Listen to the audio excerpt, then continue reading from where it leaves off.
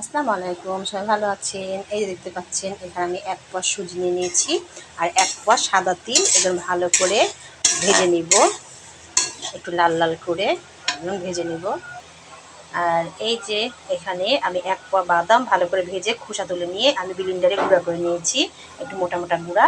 আর এখানে আমার কিশমিশ আছে 100, হাফ কেজি চিনি। এগুলো দিয়ে আমি একটা জিনিস তৈরি করব। ভালো করে তিল আর সুজিটা ভেজে নিচ্ছি। যারা আমার পেজটাকে এখনো ফলো করেনি ঝটপট ফলো করে দেবেন, লাইক শেয়ার কমেন্ট করতে ভুলবেন না। সাথে থাকবেন, পাশে থাকবেন সব সময়।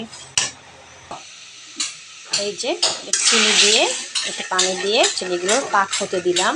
দারচিনি, লং, এলাচ দিয়ে দিয়েছি আর এই যেখানে ভেজে রেখে দিয়েছি। দিয়ে আমি এগুলো পাক হয়ে গেলে আমি সুজি তিলগুলো দিয়ে দেবো, বাদাম কিশমিশ দিয়ে আমি ভালো করে এটা তৈরি করে নেব।